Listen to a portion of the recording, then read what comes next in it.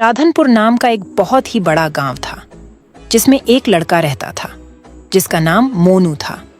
मोनू के बचपन ही में माता पिता का निधन हो गया था। मोनू के रिश्तेदारों ने उसको बड़ा किया था। जब वह बड़ा हो जाता है तो खुद मजदूरी जाता था। थोड़े दिनों के बाद उसके रिश्तेदारों ने एक लड़की से उसका रिश्ता कर दिया। थोड़े दिनों के बाद शादी का प्रोग्राम भी तय हो गया। गांव के सारे लोगों ने उसकी मदद की और उसकी शादी धूमधाम से हुई। मोनू और उसकी बीवी मेना दोनों खुशी खुशी रहने लगे। मोनू रोजाना मजदूरी जाता था, उससे उसका घर का गुजारा होता था। कुछ सालों बाद उसकी मृत्यु हो जाती है। उसकी एक लड़की और एक लड़का था। लड़की 12 साल की थी और लड़का 8 साल का था। लड़की 7वीं कक्षा में पढ़ती थी जबकि लड़का 3री कक्षा में पढ़ता था। मोनू के मर जाने के बाद कोई कमाने वाला ना रहा। उसके बाद मीना खुद दूसरों के घर झाड़ू पोछा मारती और उन पैसे से अपना घर चलाती थी। एक दिन सुबह जब उसकी बेटी और उसका बेटा स्कूल जाने लगे तभी उसकी लड़की कहने लगी, मम्मी आज तो टीचर ने बोला था फीस लेकर आना। अरे बेटी पैसे नहीं हैं। चल मैं आज मालिकन के पास से लेकर आऊंगी। मम्मी मुझे 10 रुपए दे दो, मुझे आइसक्रीम खानी है। बेटा अभी नहीं है, शाम को तुझे दूंगी। बेटा और बेटी दोनों स्कूल चले जाते हैं और मैना भी झाड़ू पोछा के लिए मालिकन के घर चली जाती है। झाड़ू पोछा कर लेती है तो मालिकन से पैसे मांगती है। जी मालिकन, मुझे कुछ पैसों की जरूरत है। स्कूल की फीस भी भरनी है, कुछ घर में राशन लाना है। मालिकन कुछ पैसे दे देती है। मैना उसे लेकर अपने घर आ जाती है। जब शाम के 5 बजे थे, स्कूल की छुट्टी होती है। उस वक्त खाना बना रही होती है। तभी लड़की और उसका लड़का स्कूल से आते हैं। लड़की अपने मम्मी से कहती है, मम्मी आपको पैसे मिले आंटी से, मुझे कल स्कूल में फीस जमा करवानी है। हाँ बेटी, मैं पैसे लेकर आई हूँ, कल मैं जमा करवा दूंगी। मम्मी मुझे पैसे दो, आइसक्रीम खानी है। ले बेटा। तभी मैना पैसों का हिसाब लगाती है। मैंने फीस के पैसे अलग रख दिए हैं, कुछ बच्चों के लिए अलग रख दिए हैं।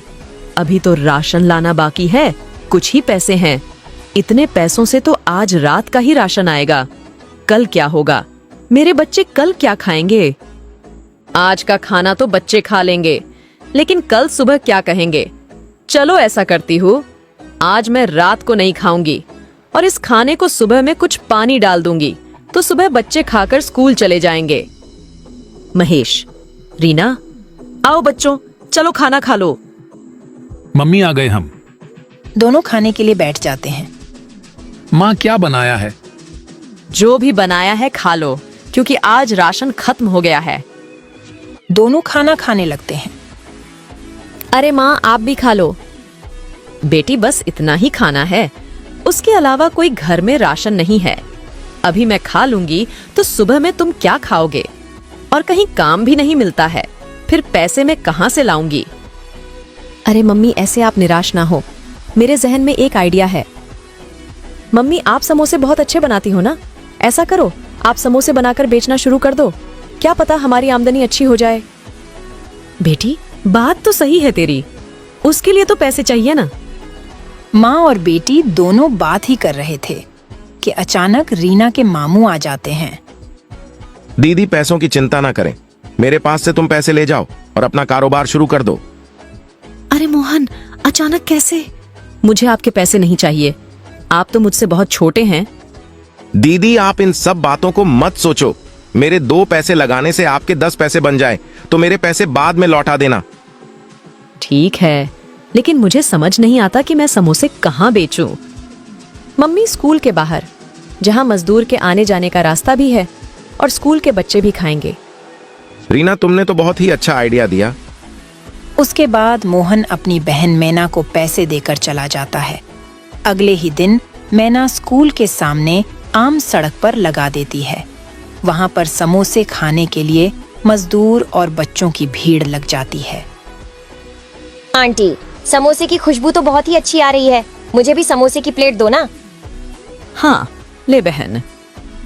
अरे वाह, तुम्हारे समोसे तो बहुत स्वादिष्ट है, ऐसा समोसा तो कभी नहीं खाया, एक प्लेट और दे दो। मैना उसको दूसरी प्लेट भी देती है। पहले ही दिन मैना के हाथ के समोसे खाकर लोगों की भीड़ लग जाती है। रात होते होते सारे समोसे बिक जाते हैं। ऐसे ही चलता रहा। आहिस्ता आहिस्ता मैना के समोसे मशहूर हो जाते हैं। दूर दूर से लोग समोसा खाने के लिए मैना के थैले के पास आते थे और मैना के घर की हालत भी अच्छी हो जाती है। रीना भी छुट्टी के बाद अपनी मम्मी के हाथ बटाती थी। एक रात मैना अपने घर पर पैसे गिन रही थी, तभी कहने लगी, मुझे हैरानी होती है। एक दिन मैं 1000 रुपये लगाकर शुरू किया था, आज दिन के 15,000 दिन के कमाती हूँ। मैं अपने भाई को डबल पैसे वापस दूंगी और इन पैसों से अपने बच्चों का भविष्य बनाऊंगी। अगले दिन फिर समोसे लेकर बेचने निकल जाती है। शाम होते होते सारे समोसे बिक जाते हैं। तभी रीना कहती है, मम्मी आज भी बहुत बिक्री हुई है, इन पैसों को क्या करोगे?